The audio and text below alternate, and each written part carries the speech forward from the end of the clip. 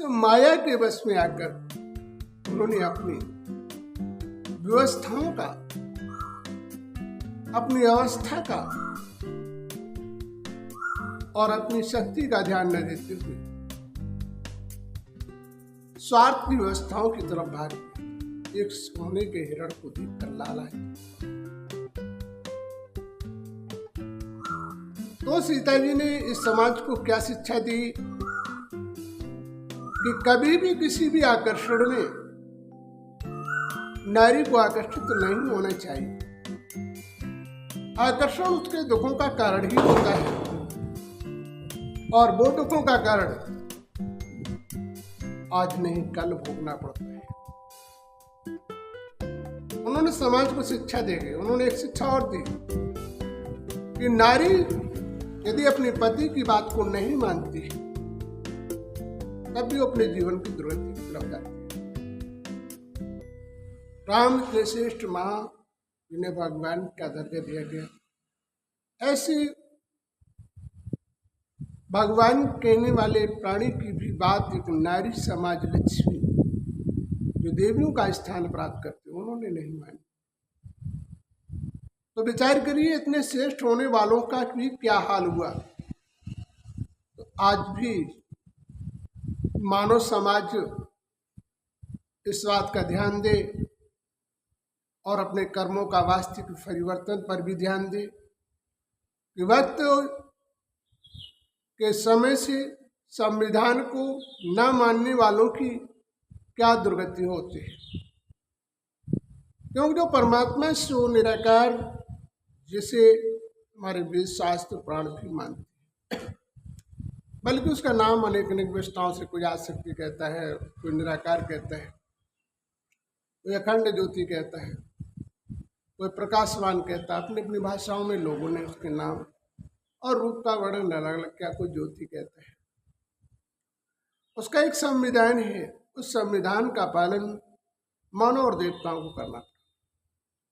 संविधान की रचना कहाँ से हुई? संविधान की रचना मनु द्वारा हुई, जिसको देवताओं ने भी माना और जो है संसार के प्राणियों को मानना पड़ा, और जो उसके विपरीत गया उसे उसका दंड भी भोगना पड़ा। तो कर्म दंड मानव जीवन के लिए सबसे अनिवार्य है। वही वहां पर लक्ष्मी ने दिखाया और राम ने भी दिखाया कि देखो,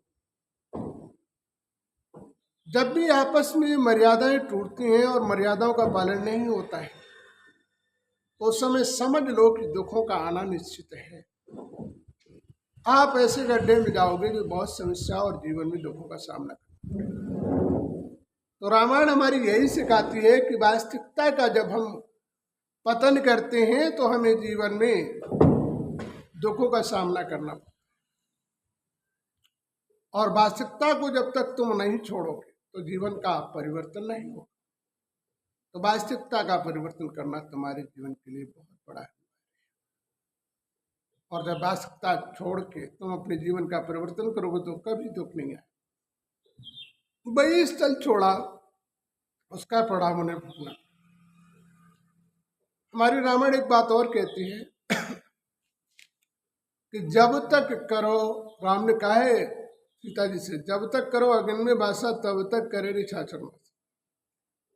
इस वाक्यों का लोग कभी कभी उल्टा भी अर्थ ले लेते हैं, और हकीकत अर्थ क्या है इस पर थोड़ा ध्यान दें, मनन करें। क्योंकि जो है आग में ये शरीर नहीं निवास कर सकता है, क्योंकि आग में ये 5 तत्वों का शरीर जल जाएगा, समाप्त हो जाएगा। इसका वास्तविक कारण क्या है? जब जो है आत्मा अपराध अवस्थाओं में चली जाती है तो आत्मिक शक्ति होती है वो योग अग्नि में विलीन हो जाती है, और जब वो विलीन हो जाती है तो मनुष्य के दुखों का आना प्रारंभ हो जाता है। आत्मा में अशांति और दुखों की समस्याएं बढ़ना प्रारंभ हो जाता है। इस संसार के कष्ट में जाना भी प्रारंभ हो जाता है, और राम से उसका, परमात्मा से उसका साथ छूट जाता है। संसार से उसका साथ जुड़ जाता है। इसीलिए मनुष्य जीवन में दुखों का सामना करना। तो हमें वास्तविक दुख के सामने से हमें कैसे बचाव करें और कैसा हमें ध्यान दें। ध्यान दो, कभी भी स्वार्थ आए तो उसे पहले हमें कई बार सोचना चाहिए, समझना चाहिए। और स्वार्थ से तुमने परिगो करे भी कदम उठाया तो ये परम सत्य है कि तुम्हारे जीवन में दुख आ ही नहीं सकता। भूल हमसे होती है तब दुख हमें उठाना पड़ता है, और भूल जब हमसे नहीं होती है तो दुखों को हमें उठाना नहीं पड़ता है। जीवन किसी व्यक्ति व्यवस्था से नहीं बंधा है,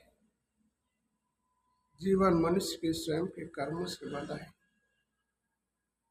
कर्म गिरने पर रास्ते के जो रोड़े होते हैं वो भी ठोकर देते हैं, उससे भी मनुष्य को कष्ट होता है। जो अपने होते हैं वो भी ठोकर देते हैं, उनसे भी आपको कष्ट ही प्राप्त होता है, कभी सुख प्राप्त नहीं। तो जीवन में कष्ट भी जीवन का एक ऐसा आधार है, ऐसी समस्या है जो दुख को ही निमंत्रण दिलाती है।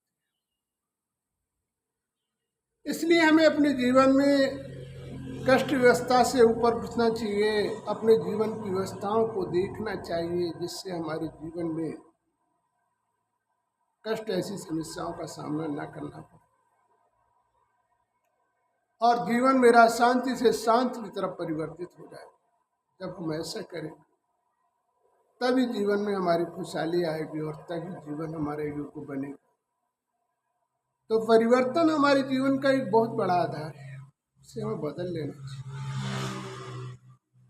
और जब हम इसे बदलेंगे तभी हमारे जीवन में जीवन का परिवर्तन होगा। जब तक हम इसे नहीं बदलेंगे तब तक हमारे जीवन का परिवर्तन नहीं होगा। कहते हैं चोट लगती है तभी दर्द होता है, और दर्द होता है तो डॉक्टर की भी याद आती है, पट्टी मल्लम भी लगाया जाता है। ऐसे जीवन में जब चोट लगती है तो एहसास होता है और फिर पुनः याद आता है कि मैंने कौन सा ऐसा अपराध किया जिसका हमें भोगना पड़ता है। जब तक हम इस व्यवस्था का वास्तविकता दर्पण नहीं करेंगे तब तक हमारी व्यवस्था का